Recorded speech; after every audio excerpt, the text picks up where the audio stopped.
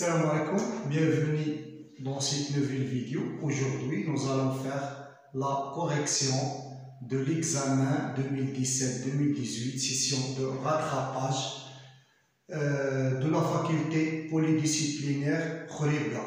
C'est à la demande de quelques étudiants. Alors, l'examen s'affichera devant vous sur l'écran. Je vous laisse un moment pour recopier les exercices. Après, on va commencer de faire les corrections. Alors, suivez-moi attentivement, s'il vous plaît.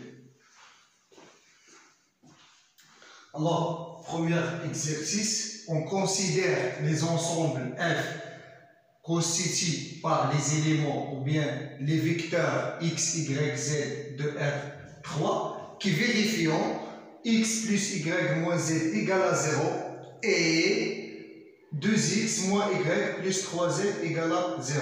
C'est-à-dire, première équation, c'est une équation d'un plan. D'accord? Deuxième équation, c'est une équation d'un plan.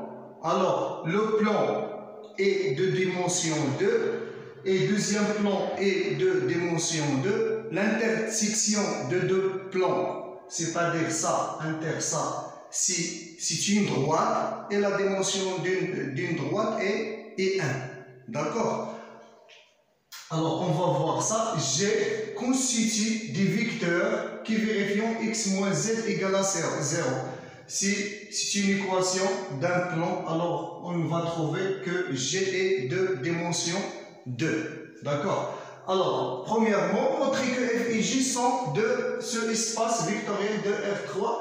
Et c'est clair parce que, comme on a dit, F est l'intersection de deux plans, c'est une droite, donc c'est un espace vectoriel de dimension 2. G est un plan d'équation x moins z égale à 0, donc c'est un plan de dimension 2, c'est ce qu'on va voir. Alors, premièrement, pour montrer que F est ce espace vectoriel de R3, on doit prendre deux vecteurs de F et deux scalaires de F et on doit montrer, par exemple, si on prend premier vecteur x, y, z et deuxième vecteur x', y', z', deux vecteurs de F et on prend alpha et bêta deux scalaires dans R quelconque, deux scalaires quelconques, on doit montrer que alpha fois x, y, z plus bêta x', y', z' est un élément aussi de F. D'accord? C'est-à-dire, pour montrer que F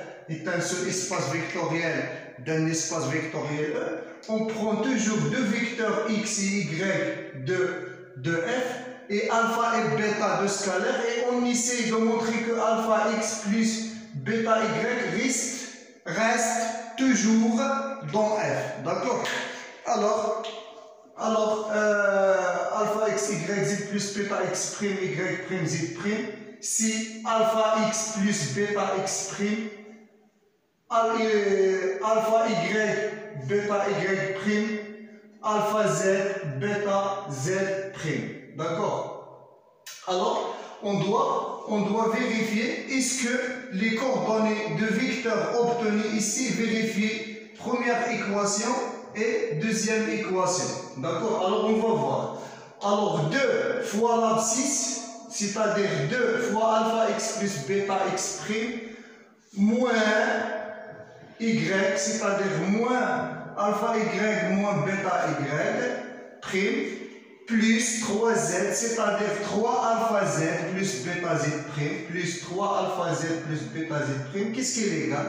Si 2 alpha x, alors je réorganise les termes multipliant par alpha, c'est 2 alpha x moins alpha y plus 3 alpha z plus 2 bêta x' moins bêta y' plus 3 bêta z'. Je factorise ici par alpha, je trouve que c'est alpha 2x moins y plus 3z et ici je factorise par bêta, c'est 2x' moins y' plus z'.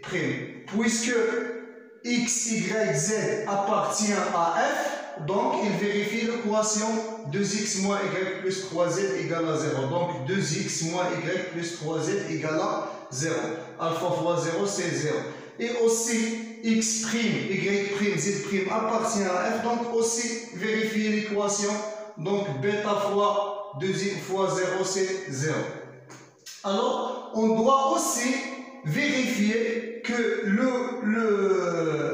la triplette obtenue ici, vérifier la deuxième équation.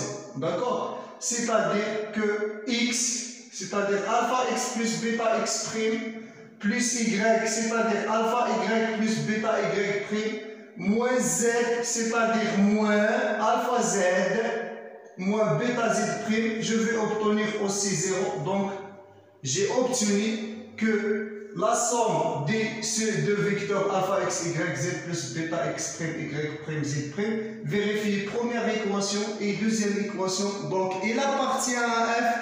Donc, on peut conclure que c'est un seul espace vectoriel de R. Alors, d'où alpha x, y, z plus bêta x', y', z' appartient à f, ce qui montre que f est un seul espace vectoriel de R3. C'est la même chose pour montrer que G est un seul espace vectoriel, mais il suffit de vérifier une seule équation parce qu'on a ici une seule équation.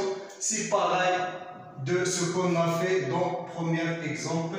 Voilà, elle est bien claire. On passe à la deuxième question. Deuxième question, c'est déterminer une base de f et une base de g. D'accord? Alors, on va essayer comment on peut écrire f. Alors, on a x, y, z appartient à f, équivalent que le vecteur x, y, z vérifie première équation, c'est-à-dire x plus y moins z égale à 0, et vérifier aussi la deuxième équation 2x moins y plus 3z égale à 0. Donc je garde première ligne, c'est x plus y moins z égale à 0. Et je fais la somme de deux lignes, je vais éliminer y, ça va rester 3, 2x plus x, c'est 3x, 3z moins z, c'est 2z. Donc, j'aurai que x égale, c'est moins 2 sur 3z, et y, je remplace x par moins 2 sur 3z, moins z, c'est moins 5 sur 3z, donc y, ça va égaler 5 sur 3z. D'accord? Donc, f peut s'écrire à la place de x. Je peux écrire c'est moins 2 sur 3z. À la place de y, je peux écrire c'est 5 sur 3z. Et ici, c'est z. D'accord? Avec z appartient à 1. Donc, f, ça va égal. Je peux factoriser par z. C'est z fois le vecteur moins 2 sur 3, 5 sur 3, 1. Avec z appartient à 1. Et cela signifie que f est engendré par le vecteur moins 2 sur 3, 5 sur 3, 1. Et puisque le vecteur moins 2 sur 3, 5 sur 3, 1 est différent de 0, donc il est libre. Donc c'est une vecteur qui est génératrice de f est libre. Donc on peut dire que c'est une base de f. On aura la dimension de f, c'est 1. Alors comme j'ai dit au départ, f est l'intersection de premier plan et deuxième plan, et l'intersection de deux plans, c'est une droite, et la dimension d'une droite est de dimension 1 et 1. D'accord? La deuxième équation, c'est une équation d'un plan, alors on va trouver une base constituée par deux vecteurs, et la dimension de G, ça va être 2. D'accord? Alors, c'est quoi G? G, c'est l'ensemble des éléments x, y, z, tels que x moins z égale à 0, c'est-à-dire x égale à z. Donc, je peux remplacer par exemple z par x. D'accord? Alors, c'est l'ensemble des x, y, x appartenant à R3, tels que x, y appartenant à R2. Alors, j'ai à la place d'avoir 3 inconnus, j'ai seulement 2. D'accord? Alors, je peux séparer x, y, z comme x0x plus 0y0. D'accord? C'est-à-dire x plus 0 c'est x, 0 plus y c'est y, et x plus 0 c'est x. Donc cet vecteur c'est quoi? C'est x facteur 1, 0, 1. Et cet vecteur c'est quoi? C'est y facteur 0, 1, 0 avec x, y appartient à r carré. C'est-à-dire que G égale, si le vecteur est engendré par les deux vecteurs 1, 0, 1 et 0, 1, 0. D'accord? Donc on a trouvé une famille génératrice de G. Alors pour montrer que c'est une base, il suffit de montrer qu'il est libre. D'accord? Alors on va montrer que cette famille est libre. Pour cela, on prend deux scalaires de R qui vérifient alpha fois 1, 0, 1 plus bêta 0, 1, 0. Et je dois montrer que alpha égale à 0 et bêta égale à 0. Donc alpha fois 1 plus bêta fois 0 égale à 0. Donc alpha égale à 0. Alpha fois 0 plus bêta fois 1, c'est bêta égale à 0. Et alpha fois 1, c'est alpha plus bêta fois 0, c'est alpha égale à 0. Donc alpha et bêta sont nuls. Donc ce qui montre que la famille est une famille génératrice et libre. Donc c'est une base. Et la dimension de G égale à 2. On passe à la troisième question. Troisième question. On doit déterminer la dimension de f inter G et la dimension de f plus G. Alors, premièrement, on doit déterminer c'est quoi f inter G pour avoir la dimension. D'accord? Alors, on a x, y, z, le vecteur x, y, z appartient à l'intersection f inter G, c'est-à-dire que cet vecteur, les coordonnées de cet vecteur, vérifions les équations de f, c'est-à-dire x plus y moins z égale à 0 et 2x moins y plus 3z égale à 0. Et aussi x, y, z appartient à G, donc il vérifie la troisième équation de G, donc x moins z égale à 0. D'accord? Alors si vous voyez ici x moins z, donc je remplace x moins z par 0, j'aurai y égale à 0. Et je remplace ici y par 0, je vais avoir 2x plus 3z égale à 0. Et ici on a x égale à z. D'accord? Si je remplace ici x par z, j'aurai 2z plus 3z, c'est 5z égale à 0. Donc z égale à 0 et x égale à 0. Donc x, y et z sont tous nuls. Donc 0, 0, 0. Donc f inter G, c'est l'élément nul de R3. C'est le vecteur nul de R3. D'où la dimension de f inter G, c'est 0. Pour la dimension de f plus g, aussi bien la propriété que la dimension de f plus g, c'est la dimension de f plus la dimension de g moins la dimension de f inter g. Puisque la dimension de f inter g égale à 0, la dimension de f égale à 1, la dimension de g égale à 2, donc la dimension de f plus g est 3. D'accord? Alors, pour la quatrième question, qu'est-ce qu'on a? On a la dimension de F3, c'est quoi? C'est la dimension de F plus la dimension de G. D'accord? Parce que la dimension de F plus G égale à 3. Pardon, ici on va écrire on a la dimension de R, 3 égale la dimension de f plus g. D'accord? Et en plus, on a f inter g égale à 0, l'élément 0. Donc, on peut dire que f3 égale à f plus g, c'est-à-dire que f et g sont supplémentaires dans R3. D'accord? Alors, pour dire ça, il nous faut toujours deux propriétés. Pour dire que deux espaces vectoriels sont supplémentaires, il faut que la dimension de l'ensemble E égale la dimension de f plus g et l'intersection de f et g égale l'élément ou bien le vecteur nul.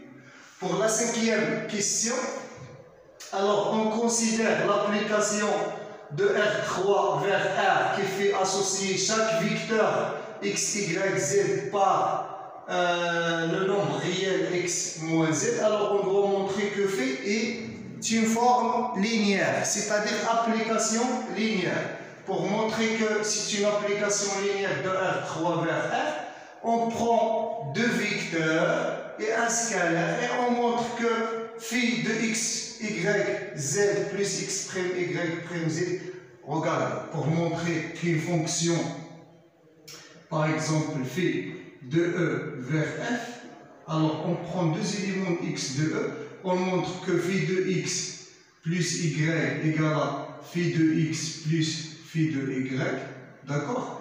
Et on montre aussi que phi de alpha x, c'est quoi? C'est alpha phi de x, d'accord? Alors, on a pris deux vecteurs, donc la somme phi de x, y, z plus x', y', z', c'est phi de x plus x', y plus y', z plus z'. D'après la définition de l'application, c'est x moins z, c'est-à-dire x plus x' moins z z'. Donc c'est x plus x' moins z plus z'. C'est x moins z plus x' moins z. X moins z, c'est phi de x, y, z. X' moins z', c'est phi de x', y', z'. Donc, au deuxième point, phi de alpha x, y, z, c'est phi de alpha x, alpha y, alpha z. C'est alpha x moins alpha z. Je factorise par alpha, c'est x moins z. Donc, égal alpha de phi x, y, z. Donc, j'ai montré les deux points. Donc, je peux dire que phi est une forme linéaire dans R3. Dans R3. D'accord? Maintenant, le kerf de phi. C'est quoi le kerf de phi? C'est l'ensemble des vecteurs x, y, z de R3 qui vérifie phi de x, y, z égale à 0. Et c'est quoi x, y, z? C'est x moins z. C'est-à-dire c'est l'ensemble des vecteurs x, y, z de R3 qui vérifient x moins z égale à 0. Et c'est quoi cet ensemble? C'est l'ensemble G, c'est x, y, z appartenant à R3 tel que x moins z égale à 0. Donc le kerf de phi égale à G. On passe à la deuxième exercice. Deuxième exercice.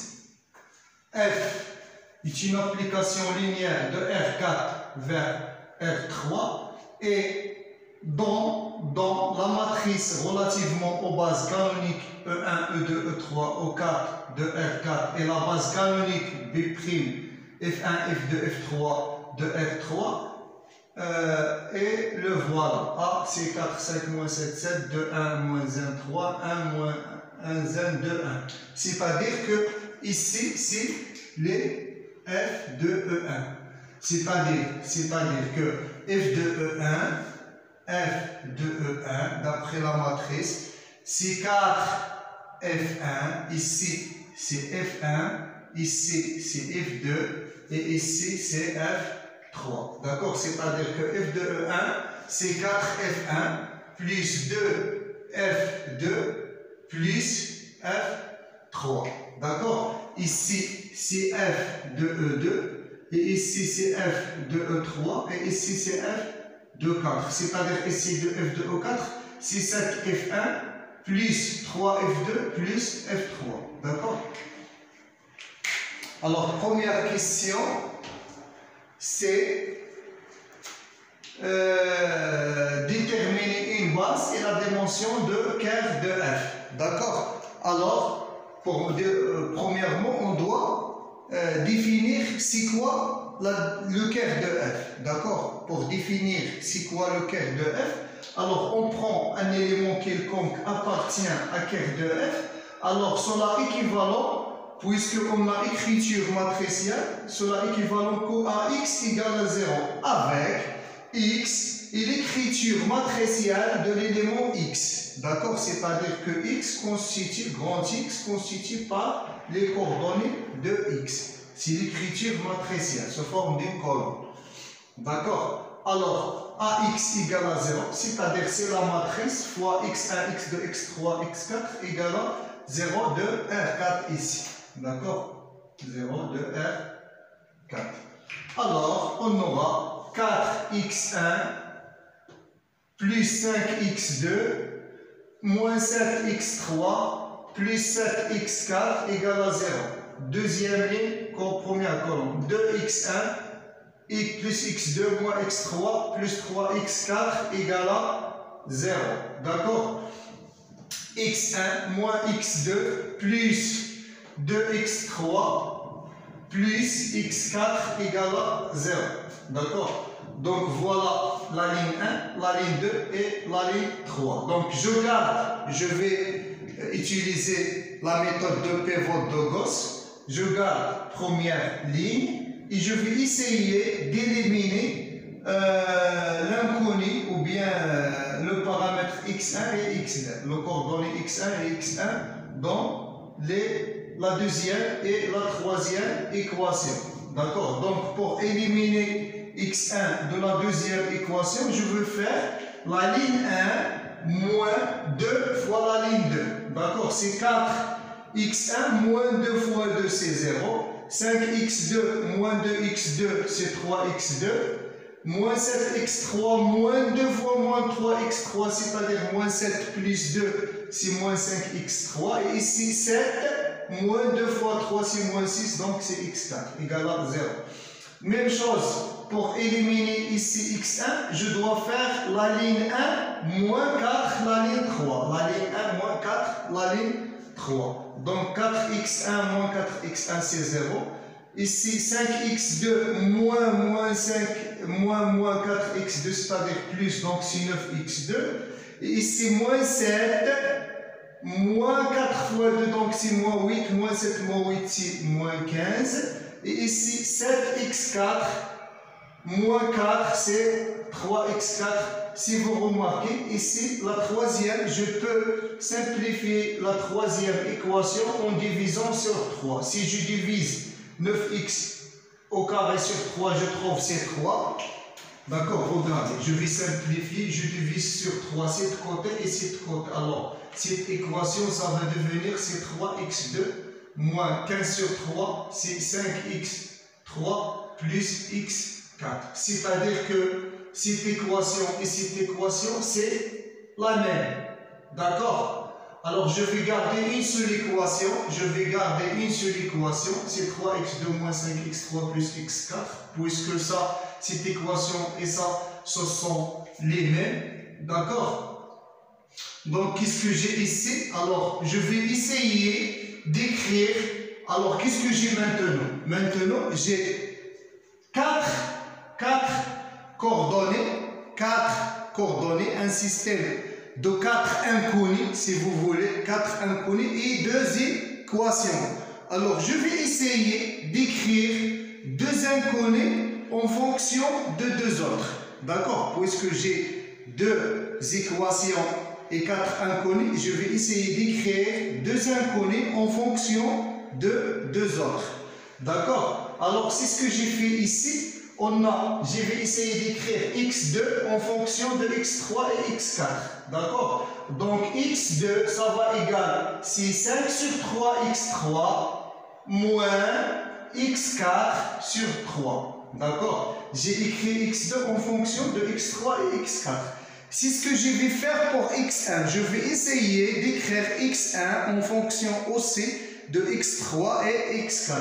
Donc, qu'est-ce que j'ai ici? D'après première équation, 4x1 égale, c'est moins 5,2 moins 5x2. Moins 5x2. Donc, x2, c'est quoi? C'est ça. Donc, c'est moins 5 fois 5, c'est moins 25 sur 3. Moins fois moins 1 sur 3, c'est plus 5 sur 3, x4. D'accord? Moins 7x3, c'est-à-dire plus 7x3, plus 7x4, x4, je le transforme, c'est moins 7x4. Donc, je vais trouver x2 toujours, c'est 5 sur 3, x3, moins 1 sur 3, x4. Et 4x1, donc ici, moins 25, et plus 21 sur 3, donc moins 25 plus 21, c'est moins 4 sur 3. Et ici, 5 sur 3 moins 7, donc si 5 moins 21, c'est moins 16 sur 3. Donc, je vais diviser sur 4. J'aurai que x2 égale à 5 sur 3, x3 moins 1 sur 3, x4. Et x1, c'est quoi? C'est moins 1 sur 3x3, parce que je vais diviser sur 4. Et ici, je divise sur 4, c'est moins 4 sur 3x4. Donc, je peux avoir le quart de f, je peux remplacer x1 par moins 1 sur 3x3 moins 4 sur 3x4. Et je peux remplacer x2 par 5 sur 3x3 moins 1 sur 3x4. Et x3 et x4 restant les mêmes avec x3 et x4, ce sont des scalaires de R2. Donc, je vais séparer des vecteurs qui contiennent seulement l'inconnu x3 ou bien le scalaire x3 et un vecteur qui contient seulement le scalaire x4. Donc, c'est moins 1 sur 3 x4, x3, 5 sur 3 x3, d'accord? Ici x3 et ici c'est 0 plus, alors il reste ici moins 4 sur x3, ici moins 1 sur 3 x4, ici il n'a pas x4 donc c'est 0, ici c'est x4, d'accord? Je factorise ici par x3, c'est moins 1 sur 3, 5 sur 3, 1, 0. Et ici je factorise par x4, c'est moins 4 sur 3, moins 1 sur 3, 0, 1. Avec x3, x4, ce sont des éléments de R2. Alors, qu'est-ce qu'on remarque? On remarque que quart de f, c'est le vecteur, c'est-à-dire il est engendré par les deux vecteurs, moins 1 sur 3, 5 sur 3, 1, 0, et moins 4 sur 3, moins 1 sur 3, 0, 1. Donc, le quart de f est engendré par deux vecteurs. D'accord? Puisque ces deux vecteurs ils sont libres, or, la famille constituée par les deux vecteurs est libre. Pourquoi?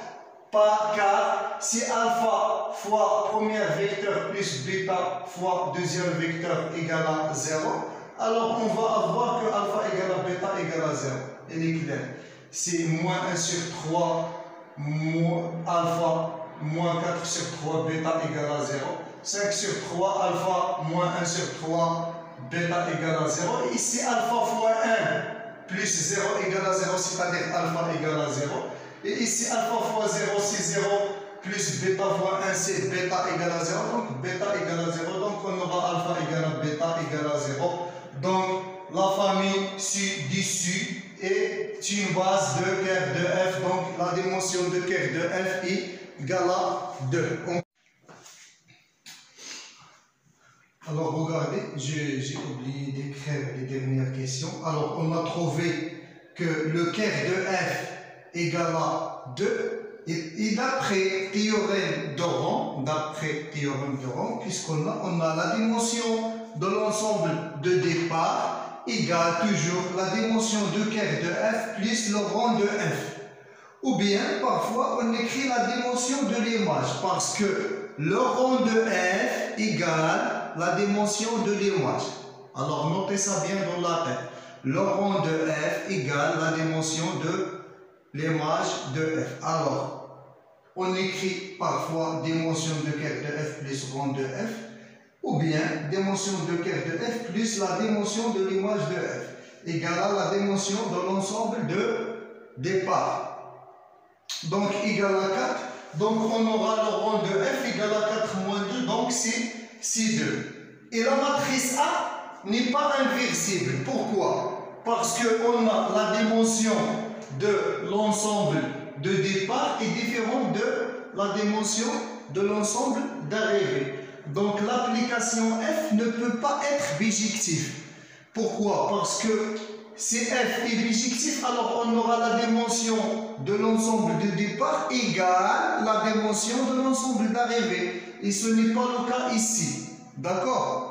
Alors forcément, si f est bijectif, alors on doit avoir la dimension de l'ensemble de départ égale la dimension de l'ensemble de dérivée. Et il y a une équivalence entre la bijectivité d'une application linéaire avec l'inversibilité de sa matrice. Donc, la matrice d'une application linéaire est inversible, équivalent que f est une bijection. Et ce n'est pas le cas ici. Alors, on a dit que la matrice A n'est pas inversible. Pourquoi? Parce que la dimension de R4 est différente de la dimension de R3 et F ne peut pas être bijectif. D'accord? Alors, on passe à la deuxième question. Alors, deuxième question. Alors, on pose E1' égale à E1, E2' égale à E2, E3' égale à 4, E1 plus E2 moins 3, O4, et O4' égale à moins 7, E1 plus E3 plus 5, O4.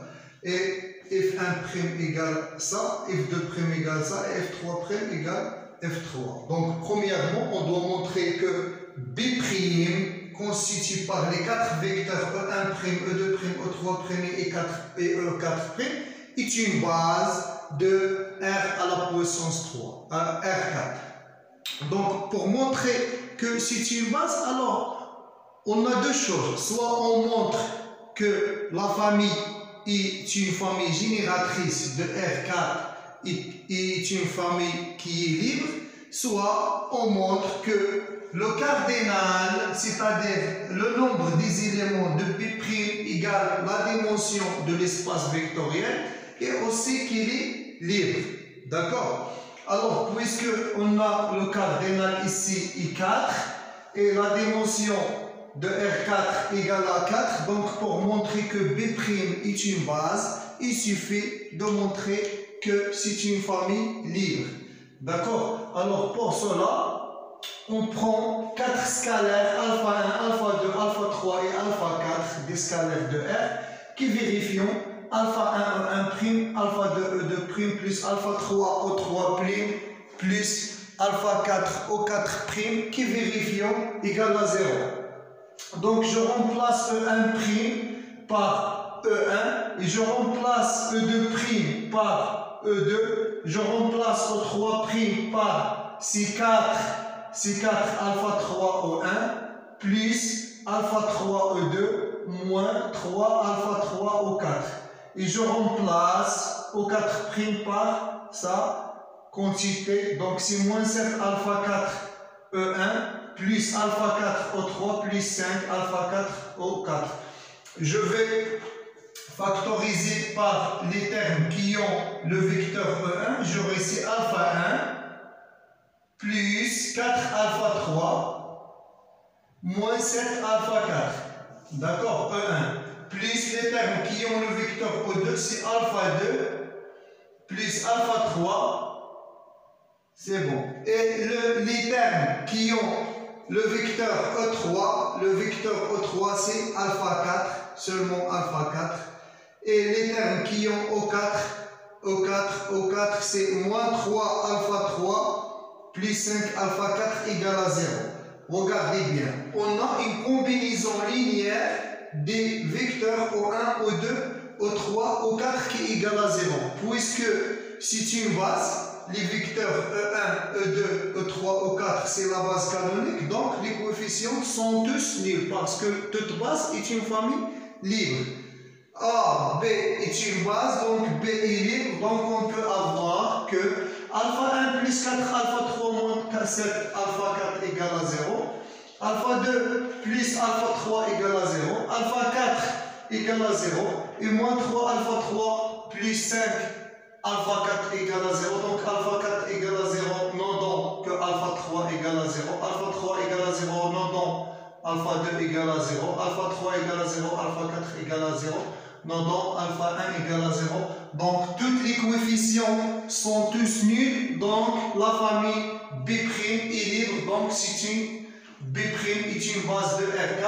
La même chose qu'on va faire pour la famille B1' qui est constituée par les vecteurs F1', F2', F3'. Alors on a le cardinal de B1',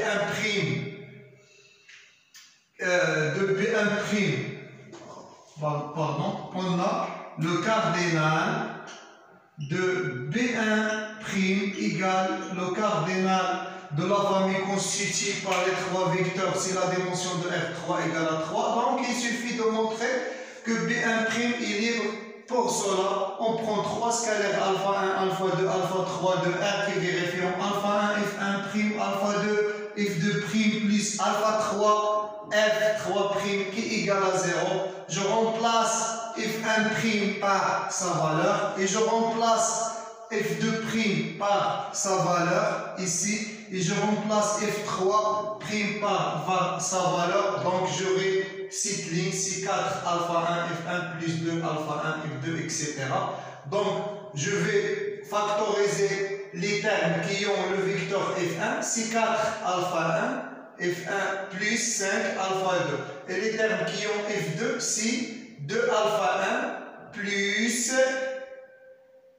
alpha 2. Et les termes qui ont le vecteur F3, c'est alpha 1 moins alpha 2 plus alpha 3 égale à 0. Puisque B1 qui est égal à F1, F2, F3 est une base de R3, alors, puisque c'est une base de R3, donc il constitue une famille libre.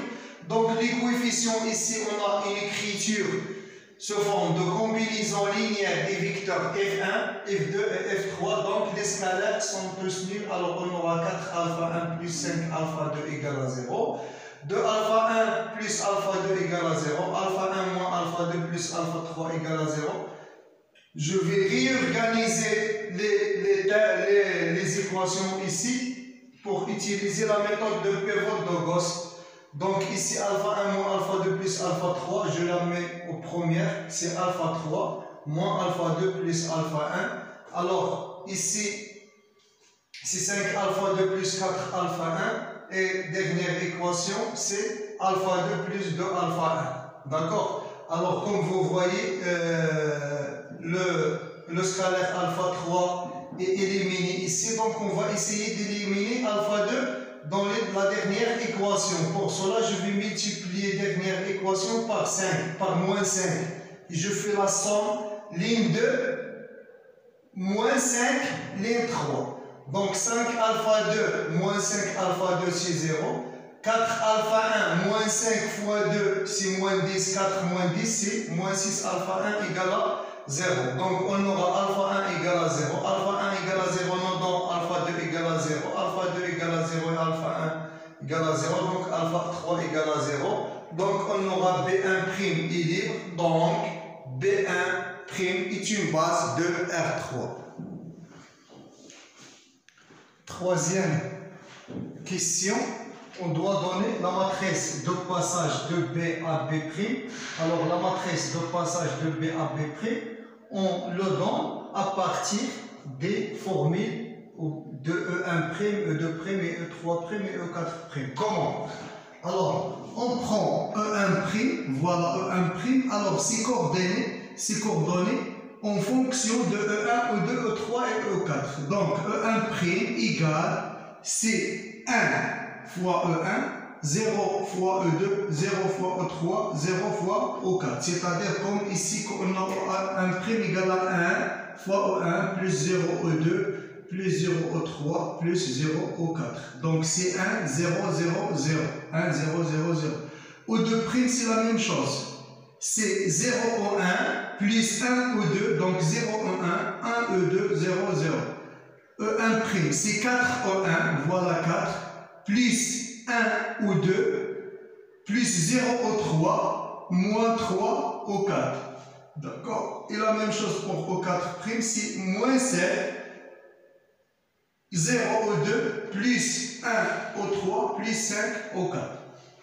D'accord? C'est la même chose pour la matrice de passage de B1 à B1', la matrice Q. C'est F1', c'est 4, 2, et 1. F2', il s'écrit C5, 1, 2, ici c'est F1, F2 et F3. F3', c'est 0, 0, 1. D'accord? Alors, quatrième question, vérifier que Q est inversible. Alors, toute matrice de passage est inversible. D'accord? Alors, pour vérifier, on doit calculer le déterminant et on doit avoir déterminant différent de 0 pour dire que la matrice est inversible. D'accord? Alors, on a déterminant de Q déterminant de 4, 5, 0, de 1, 0, 1, moins 1, 1. Je vais travailler sur cette colonne, puisqu'il y a ici les zéros. Donc, on a plus, moins, plus, moins, plus, moins, plus, moins, plus, moins, plus, moins, plus. Donc, ici, c'est plus. Alors, je coche ce ligne et je coche ce ligne. Donc, c'est 1 fois 4, 5, 2, 1. Et les autres, ce sont des zéros, puisqu'on a ici des zéros. Donc, c'est 4 fois 1, moins 5 fois 2, c'est 4 moins 10, c'est moins 6 différent de 0. Donc, la matrice Q est inversible. Donc, on doit calculer son inverse. On va utiliser la méthode. Alors, donc, Q est inversible et Q moins 1, l'inverse de Q, c'est 1 sur déterminant de Q fois le transposé de la comatrice de Q. D'accord? Alors, je vais chercher la matrice inversible de Q par cette méthode et je vais encore faire une autre méthode plus simple que cette méthode pour savoir les deux méthodes. D'accord? Alors, on commence par déterminer la comatrice de Q.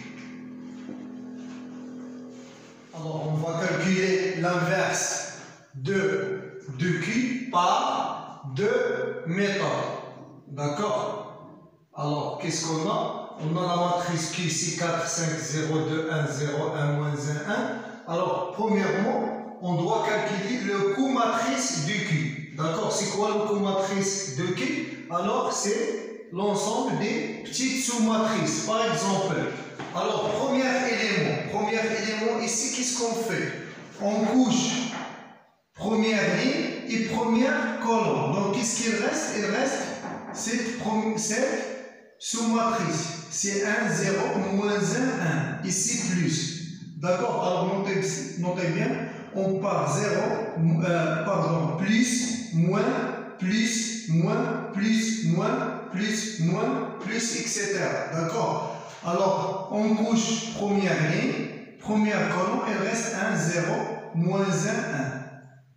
Pour le deuxième élément, on couche deuxième ligne et première colonne, elle reste 5, 0, moins 1, 1. D'accord? Troisième élément, on couche troisième ligne, première colonne, elle reste 5, 0, 1, 0. La même chose ici. Alors, ici, ici, c'est première ligne, deuxième colonne. Donc, on couche première ligne, deuxième colonne. Qu'est-ce qu'il reste? 2, 0, 1, 1. 2, 0, 1, 1. Ici, deuxième ligne, deuxième colonne. Alors, on couche deuxième ligne, deuxième colonne. Il reste 4, 0, 1, 1. D'accord? Etc. Jusqu'à construire les sous-matrices. Après, on calcule. 1 fois 1, c'est 1. Ici, 5 fois 1 moins 0, c'est moins 5. Donc, après calcul, on va obtenir, c'est la comatrice. 1, moins 5, 0, moins 2, 4, 0, moins 3, 9, moins 6. Donc, le transposé de comatrice, c'est mettre les lignes en colonne. Première ligne, je le mets en colonne. 1, moins 2, moins 3, 1, moins 2, moins 3. Deuxième ligne, je le mets en deuxième colonne, c'est moins 5, 4, 9. Et troisième ligne, je le mets en colonne, c'est 0, 0, moins 6. Donc, Q moins 1, c'est 1 sur le déterminant. On a déjà calculé les déterminants de Q, c'est moins 6. Donc, c'est moins 1 sur 6 fois 1 moins 2 moins 3, moins 5 moins 4, etc. Donc, 1 fois moins 1, 6, c'est moins 1, 6. Moins 2 fois moins 1 sur 6, c'est 1 sur 3. Moins 3 fois moins 1 sur 6, c'est 1 demi.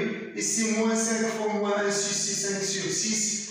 4 fois moins 1 sur 6, c'est moins 2 sur 3. 9 fois moins 1 sur 6, c'est moins 3 sur 2. 0 fois moins 1 sur 6, c'est 0. 0 fois moins 1 sur 6, c'est 0. Et 1 fois,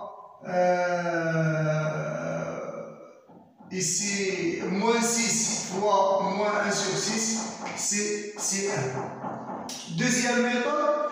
Alors, deuxième méthode, qu'est-ce qu'on a? On a déjà comme donné que f1' égale 4f1 plus 2f2 plus F3. F'2 égale 5F1 plus F2 moins F3. F' de 3 égale à F de 3. C'est-à-dire qu'on a les vecteurs F1', F2' et F3' sont écrits en fonction de F1, F2 et F3. Maintenant, on va essayer d'inverser le rôle, c'est-à-dire écrire F1, F2 et F3 en fonction de F1', F2' et F3' pour avoir la matrice inversible. D'accord? Alors, on va utiliser la méthode de pivot de Gauss. D'accord? Alors, je vais garder première ligne et je vais éliminer premier vecteur F1 dans la deuxième ligne. Alors, pour éliminer F1, je dois multiplier ici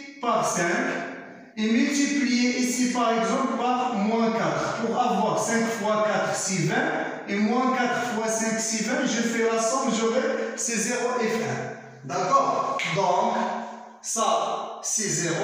5 fois 2 F2, c'est 10. Moins 4, c'est 6 F2. Et ici, 5 F3, moins 4 fois moins, c'est 4. Donc 5 plus 4, c'est 9 F3. Ça va égal, c'est 5 F1', moins 4, F2' et F3 égale à F3'. D'accord? Alors, on a toujours F3 égale à F3'. D'accord? Et on va essayer F2. C'est quoi F2? C'est quoi F2? Regardez. C'est 5 sur 6 F1'. C'est 5 sur 6 F1'. Moins 4 sur 6, c'est-à-dire moins 2 sur 3 F2'. Moins 9 F3. Moins 9 F3. C'est quoi F3? C'est F3', c'est-à-dire moins 9 F3' sur 6. Moins 9 sur 6, donc c'est moins 3 sur 2 F3'. Et on a aussi F3 égale F3 et 4F1. 4F1, qu'est-ce qui est égal à 4F1? C'est F1', moins 2 fois F2. Moins 2 fois F2. Alors j'ai calculé F2, donc moins 2 fois F2, c'est-à-dire moins 2 fois 5 sur 6, c'est moins 5 sur 3. Moins 2 fois 4 sur 3. Alors, je répète. Donc, F1, moins 2. Alors, regardez bien. Ici, 4F1, c'est F1', moins 2 fois F2. C'est quoi moins 2 fois F2? C'est-à-dire moins 2 fois ça. C'est moins 2 fois 5 sur 6, c'est moins 5 sur 3. Et ici, moins 2 fois 4 sur 3, donc c'est moins 4, c'est plus 4 sur 3, moins 2 fois moins 2 sur 3, c'est 4 sur 3. Et ici, moins 2 fois moins 3 sur 2, moins avec moins c'est plus, donc c'est 3 F3'1. Et ici, F3, donc c'est-à-dire moins F3'. D'accord, j'essaie d'écrire F1, F2 et F3 en fonction de F1', F2', etc. Donc, qu'est-ce que j'aurai? J'aurai F1 égale, ici, regardez, ici, on a F1', moins 5 sur 3, F1'. Alors, je réduis au même dénominateur, c'est 3 moins 5, c'est-à-dire moins 2. D'accord? Moins 2 sur 3. Moins 2 sur 3 sur 4. C'est moins 1 sur 6 F1'. Et ici 4 sur 3 F2 sur 4. Donc il reste 1 sur 3. Je vais simplifier par le 4. C'est 1 sur 3 F2'. Et ici 3 moins 1, c'est 2. 2 sur 4. 2 sur 4, c'est 1 demi. D'accord? Et F2 égale à 5 sur 6 F1 moins 2 sur 3 F2 moins 3 sur. Donc, d'après ça, j'aurai que Q moins 1. Alors, je mets ici F1, F2, F3. Ici F'1, F2', F3'. Donc, F1 en fonction de F1', F2', F3', c'est moins 1 sur 6, 1 sur 3, 1 sur 2. Et F2', c'est 5 sur 6, moins 2 sur 3, moins 3 sur 2. Et F3 en fonction de F3', c'est 0, 1. Donc, comme vous voyez, on a les mêmes résultats. Donc, vous avez maintenant deux méthodes pour calculer l'inverse d'une matrice inversible. On passe à les dernières questions. Alors, on termine par calculer la matrice de f relativement à la base B' et B1' qui est égal à A'. Alors, qu'est-ce qu'on a? On a P et la matrice de passage de B à B'. Et on a Q, la matrice de passage de B1 à B1'.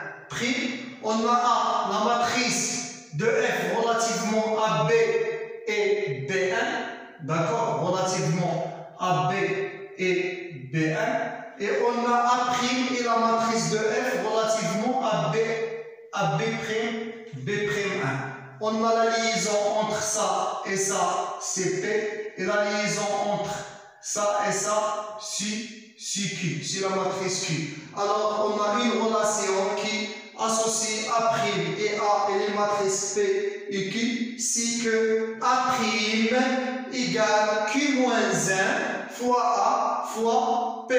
D'accord? Donc, A', ça va égaler, c'est quoi? Q', c'est cette matrice. A, c'est cette matrice. Et P, on a déjà calculé, c'est cette matrice. Alors, j'ai commencé par calculer ces deux matrices parce qu'il y a ici plusieurs zéros pour simplifier, pour avoir une calcul simple. Alors, je peux commencer par ces deux matrices. Mais ça va être beaucoup de calculs, d'accord? Alors j'ai commencé par les deux derniers, parce qu'il y a beaucoup de zéros. Alors j'ai gardé cette matrice et je fais le produit de ces deux premières matrices. Donc, première ligne fois première colonne, c'est 4 fois 1, 5 fois 0, moins 7 fois 0 et 7 fois 0, donc c'est 4. La même chose, c'est 4 fois 0, 5 fois 1 et les autres ce sont des zéros, donc c'est 5. Donc, première ligne, troisième colonne, c'est-à-dire cet élément. Première ligne, troisième colonne, donc c'est 4 fois 4, c'est 16. 5 fois 1, c'est 5, donc c'est 21. Moins 7 fois 0, toujours 21. 7 fois moins 3, c'est moins 21. 21 moins 21, c'est 0. Donc, troisième ligne, première ligne, quatrième colonne.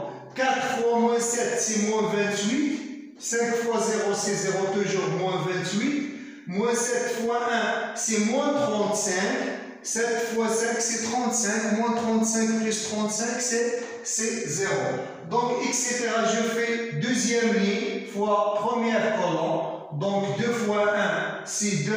1 fois 0 et les autres, ce sont 2 zéros. Donc, c'est 2. D'accord. Alors, deuxième ligne, deuxième colonne. Cet élément. Deuxième ligne, deuxième colonne. Deuxième ligne, deuxième colonne. C'est 2 fois 0, 1 fois 1 et les autres c'est des 0, donc c'est 1. Toujours deuxième ligne, troisième colonne. 2 fois 4, c'est 8. 1 fois 1, donc c'est 9. Moins 1 fois 0, c'est 0. 3 fois 3, moins 3, c'est moins 9. 9 moins 9, c'est 0, etc. Et je vais calculer le produit de ces deux matrices. Après, je vais calculer le produit de ces deux matrices. Je vais avoir cette matrice après qui est diagonale et facile à calculer ses puissances. Donc, c'est fini pour cette vidéo. À très bientôt.